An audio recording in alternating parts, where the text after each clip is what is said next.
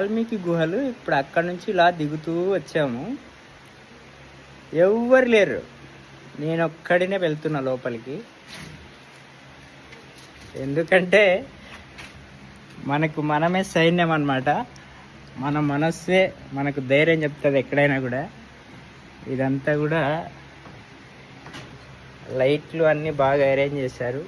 ఇదంతా గుహ ఇలా ఉంది.